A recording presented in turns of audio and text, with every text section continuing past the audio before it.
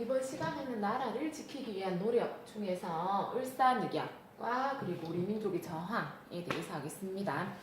우리 전체적으로 지난 시간에 있었던 일에 대해서 한번 하면 청일전쟁이 일어나죠. 이유는 통학농민운동 때문에 보고 그 이후로 일본이 이제 호시탐탐 노리고 있는 상황이었지. 그렇게 해서 청일전쟁이 해서 누가 이겼다? 일본이 이겼다. 그런 다음 가부개혁 일어나고 을미사변, 우리 명성황후가 시해되는 사건인 을미사변 일어나서 고종황제가 아간파천 러시아 공사관으로 갔다. 돌아와서 대한제국을 세웠다라는 것까지 했고요. 자, 고종황제가 이렇게 대한제국을 세웠어요. 세운 다음에 뭐 했냐면 여러 나라의 외교를 통해서 다른 나라에 교류하지 외교 활동을 통해서 뭐 하냐면 자주권을 이제 지키려고 자주권 지키려 노력합니다. 자, 이런 상황이 왔을 때 대한제국에서 우리 영향력이 어느 나라가 커져 있는 상황이에요. 마지막에 여기지요. 어느 나라? 아간파천, 뭐 러시아. 여기 일본이었죠. 일본, 을미사변 통해서 러시아가 커져 있는 상황이에요. 그렇게 되니까 일본이 어떻게 해야 될까? 누구랑 이제 싸울까? 러시아랑 싸우겠죠. 그래서 러시아랑 싸울 준비를 합니다. 준비를 하는데 자기 혼자 하기에는 힘이 들죠. 솔직히 말해서 어느 나라 탑이라고 했어. 영국과 러시아가 세계 탑을 달리고 있었다 했습니다. 그래서 이제 영국이랑 동맹을 맺어버려요. 일본이. 영일 동맹이라고 서로 맺어요. 그렇게 해서 청나라 청일 전쟁 이후에서 이제 승전국이 되었으니까 패전국한테 이제 배상비를 받게 되겠죠. 여러 가지 돈을 이제 배상금을 받는 거죠. 청일 전쟁을 일본이 배상금을 받고요. 나중에 영국에 작아서 보이려나 모르겠네. 영국에 뭐 하냐면 이제 지원금을 받습니다. 을 통하여서 뭐 또 이렇게냐면 지원금을 받아서 이제 일본이 나중에 대한제국 한 다음에 이쪽으로 화살표야 되겠죠. 이런 걸 통하여서 뭐 또 일어나냐면 러일 전쟁이 일어나요. 러일 전쟁. 러일 전쟁 몇 년? 1904년. 러일 전쟁이 일어납니다. 우리나라 중립했죠? 중립했는데 일본이 그래 중립해 이렇게 얘기할까? 아니겠죠? 그래서 우리나라에 대해서 이제 또 한일 의정서라는 걸 만들어요. 러일 전쟁 전에 한일 의정서 를 만들어서 이게 내용이 뭐냐면 러시아에 대한 모든 외교 활동에 대한 거를 무효로 만드는 그런 걸 억지로 체결해 버립니다. 그렇게 되면 러일 전쟁이 일어났을 때 우리가 중립을 할 수 있는 상황이 없는 상황이 돼서 러일 전쟁이 됐을 때 우리나라는 원치 않았지만 자기들 마음대로 이제 우리 영토의 모든 시설을 군사적으로 이용하고 물자 운반하는데 사람들도 쓰게 되는 거죠. 그래서 러일 전쟁이 일어나면서 우리나라 이제 대한제국이라고 쓸까요? 대한제국에 대해서 어떻게 하냐면 뭐 들고 가냐면 통신기관 바로 전 시간에 우리 통신기관 깔았다 했죠. 왜 깔았다 했어요? 자기들 편하려고 깔았다 했죠. 우리를 위해서 쓴 거 아니라고 했죠. 자, 그 다음에 또 뭐 있냐면 경부선 철도. 경인선은 언제 깔립니까? 경인선은 1899년이고요. 경부선은 1905년 러일전쟁이 94년부터 95년까지거든요. 그래서 경부선 철도를 깝니다. 자기들 이제 군인들을 지난 시간 했죠. 이렇게 했을 때 군인들을 서울까지 금방 옮기기 위해서 여기까지 옮기기만 하면 돼. 이쪽도 해야죠. 그래서 뭐도 같이 깐다. 경의선도 깝니다. 경의선 철도. 경의선 뭐죠? 서울경 신의주. 서울과 여기 신의주를 연결하는 그 철도를 깔아요. 그렇게 돼서 이런 철도 부속권은 뭐 했다? 다 강타 빼앗았다라는 거죠. 빼앗아서 이런 빵빵한 지원으로 해서 누가 이기게 되냐면 러일 전쟁에서 누가 이기냐면 일본이 이기게 되겠죠. 그래서 우리나라는 이제 일본이 영향력이 많이 미치게 됩니다. 자, 일본에 영향력을 미치게 되면 뭐 할까? 고종이 이제 다른 나라에 도움을 청하려고 하겠지요. 그때 새롭게 부상된 나라가 누구냐면 미국이에요. 미국에 도움을 청하려고 합니다. 근데 이거 사이드 교과서에 없는 내용인데 미국에 도움을 청하려고 해요. 그래서 거기 77쪽 보면 미국 워싱턴에 있는 대한제국 공사관이라고 이제 고종 황제가 많은 돈을 주고 이제 공사관 지을 땅을 사서 그곳을 만듭니다. 그래서 했는데 문제는 뭐냐면 미국이 그때는 이제 대한제국은 뭐라 생각하냐면 아시아의 미개한 나라라고 생각을 한 거예요. 그래서 지금은 한국이랑 미국이랑 외교적으로 친하게 지냈는데 이때 같은 경우는 미국은 어느 나라 먹으려고 지금 호시탐탐 노리냐면 필리핀을 먹으려고 하고 있어요. 필리핀이 중국 밑에 있어서 아시아로 진출하기 쉽죠. 일본은 어느 나라? 이제 대한제국이죠. 서로 이익이 겹치는 거야. 그래서 서로 눈 감아주자, 봐주자라고 얘기하면서 뭐 하냐면 조약을 자기들끼리 안 적어도 돼요. 미일 가스라 테프트 미략.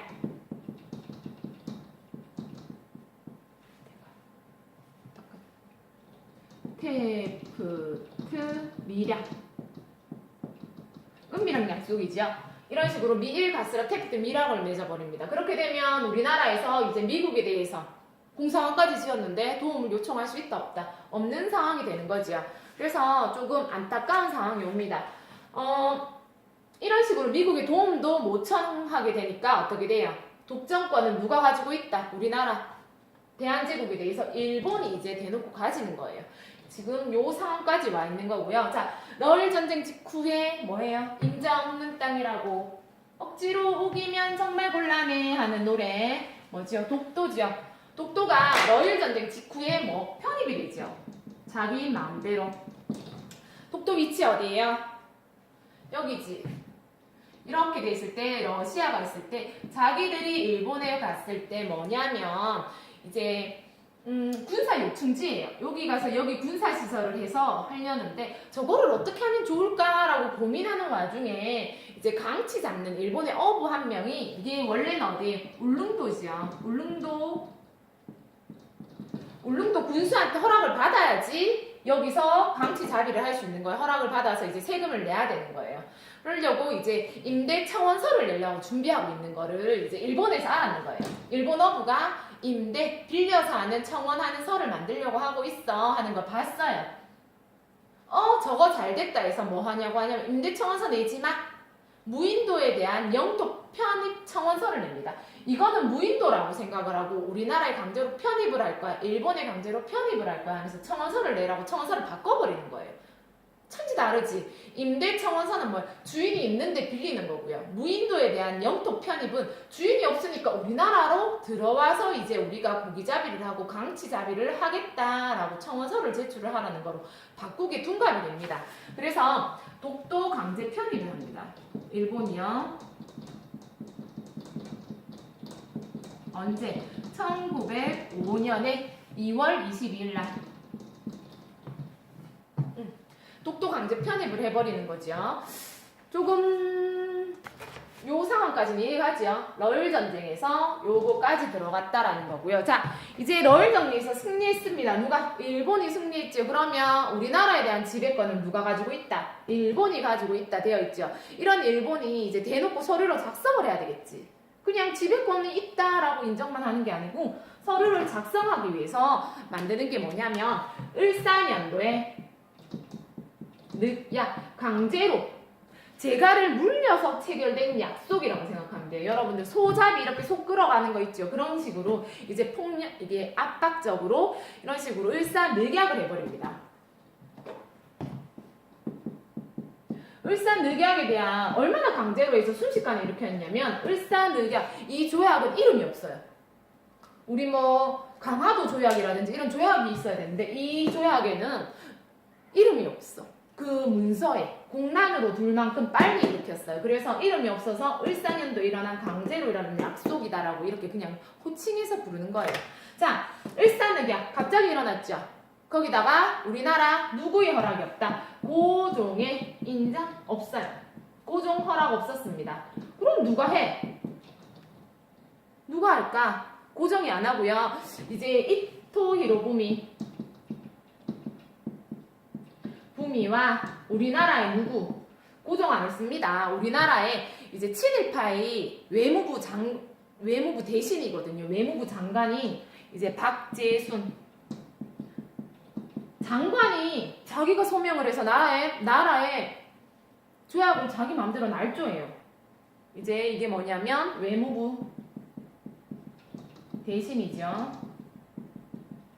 날조해버립니다. 해서 조약을 체결해버려요. 자기들끼리. 원래 나라의 조약은 뭐예요? 왕이 해야죠. 근데 왕이 했다 안 했다? 황제의 허락이 없었다라는 거 있고요. 자, 이때 나온 을사오적입니다. 요거는 여러분들 뭐 이렇게 상식 정도라고 생각하면 돼요. 적어만 줄게요. 이완용이요. 어떤 사람이냐면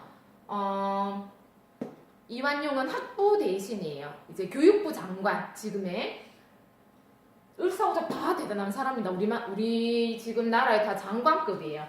교육부 장관, 지금 학부 장관인데 처음부터 나라를 팔아먹는 게 아니에요.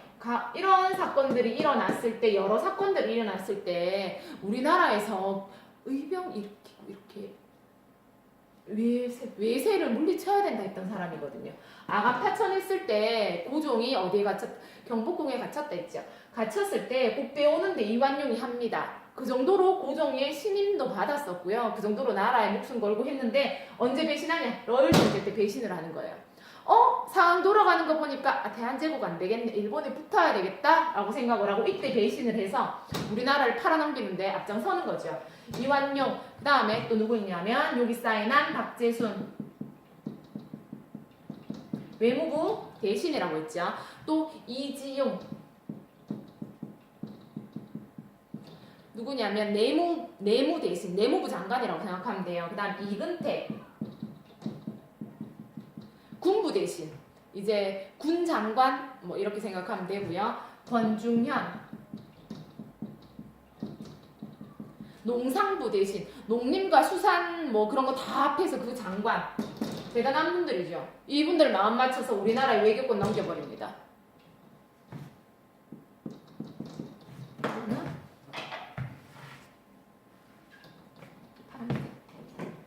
그래서 외교권 박탈 빼앗겼다. 요거들이 조금 강탈 박탈 조금 어려운 것도 있는데 어쨌든 자 외교권이 을사늑약이 빼앗겼어요. 그러면 이렇게 빼앗기고 일본이 가만히 있을까? 아니겠죠? 한다음 뭐 했냐면 자 한성의 통감부 설치 일본이 우리나라의 통감부 설치 우리나라 감독한다고 생각하면 돼요. 통감부를 설치하였고 또 뭐 했냐면 내정을 장악했다. 안내의 정치 안정치를 장악했다. 결국에는 뭐 우리나라의 모든 정치는 누구 따라갔다? 일본 따라갔다. 친일파한테 다 넘어가는 상황이 됐습니다. 요렇게 됐을 때, 자, 우리 민족 가만히 있으면 안 되지요. 우리 민족의 저항에 대해서 해야 되겠죠. 가만히 있으면 절대 안 되죠. 자, 이렇게 돼서 이제 뭐 하냐면, 저항, 뭐 할까? 반대운동을 해야 되겠죠. 그래서 무효주장, 반대운동. 무효다. 왜 무효야? 누가 사인했어? 왕의 허락 없이 자기 마음대로 사인했잖아. 왕의 허락이 있었으면 뭐 조약을 했던지 이렇게 되는데 왕의 허락했어 안 했어? 안 했어요.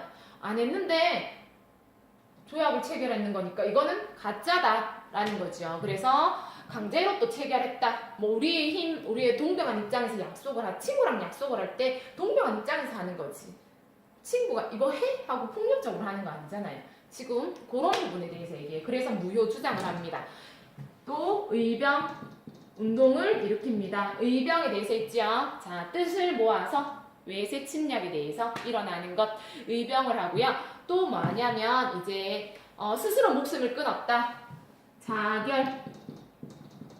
자결한 사람 옆에 있습니다. 민영환 보이죠? 민영환. 이분이 누구냐면 명성황후의 조카예요. 민영환 자결합니다. 자, 이렇게 반대운동이 일어나는 와중에 고종도 가만히 있으면 안 되겠죠. 백성도 이렇게 할 때 고종 뭐 했을까? 고종은 자, 이제 헤이그 특사 파견입니다. 언제냐면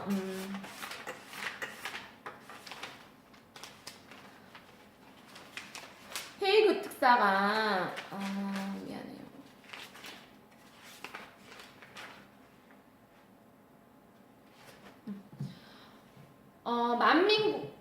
만국평화회의가 일어나는 네덜란드 헤이그 특사에 파견했다라고 교과서가 되어 있죠. 네덜란드에 뭐 했다? 헤이그 특사 파견했다.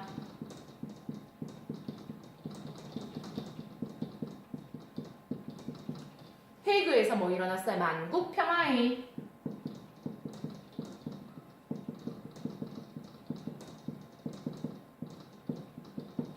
참여하려고 이제 보냅니다. 누구 헤이그 특사 누구? 이준, 이상설, 이휘종. 교과서 있습니다. 이렇게 3명을 파견해요. 들어갔을까 못 들어갔을까? 못 들어갔습니다. 이거 만국평화회의는 뭐냐면 전쟁이 일어난 다음에 승전국들이 모여서 어떻게 분배를 할까, 패전국을 어떻게 할까 하는 회의였어요. 정확히 해서. 우리나라는 승전국이랑 전혀 전쟁이랑 상관없는 상황이었죠. 승전국에 들어가지 못합니다. 거기다가 일본이 방해를 해요. 또 거기다가 우리나라 지금 뭐가 박탈됐어? 외교관 박탈됐죠. 그래서 국제회의장에조차 들어가지 못하고 돌아옵니다. 파견만 있는 거예요. 많이 안타깝죠. 자, 헤이그 특사 파견했는데 일본이 저 괘씸한 것 보고 있는 거야. 놔두면 돼, 안 될까? 일본이 안 되는 거야. 자, 일본이 보고 안 보는 거야. 안 되는 거예요. 그래서 뭐 하냐면 누가 보냈어? 고종을 보냈지. 그러니까 누구를 없앤다? 고종을 강제로 퇴위시킵니다. 언제? 1907년 7월. 고종 강제 퇴위가 됩니다. 뿐만 아니고 뭐 대한제국에 힘이 남아도니까 저 짓을 하는 거야 라고 생각을 해서 대한제국에 군대를 해산시킵니다. 언제? 1908년 1월. 이런 식으로 우리 전체적으로 이제 일어나는 거예요. 을사늑약에 대해서. 을사늑약의 이제 상황을 알겠죠? 조금만 2년만 지나면 우리나라 이제 한일 병탄이 되겠죠. 자, 오늘 했는 거 한번 볼게요.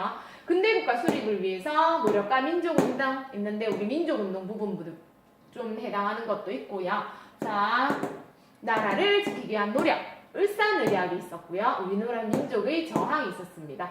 을사늑약 전에 이제 일본이 뭐 하기 위해서 우리나라의 영향권을 많이 끼치기 위해서 자, 일본이 돼 있는 상황에서 자, 아관 파천이 일어나면서 러시아의 힘이 세지니까 누구를 막아야 돼? 러시아를 막기 위해서 러일 전쟁을 일으키죠. 러일 전쟁에서 누가 이긴다? 일본이 이긴다. 그래서 우리나라의 영향력을 많이 미치기 위해서 을사늑약을 합니다. 뭐를 들고 간다? 외교권을 가지고 간다. 외교권 박탈이 되죠. 외교권 박탈이 된 다음에 이거는 결국에는 뭐다? 무효다. 우리나라 아직 없잖아요.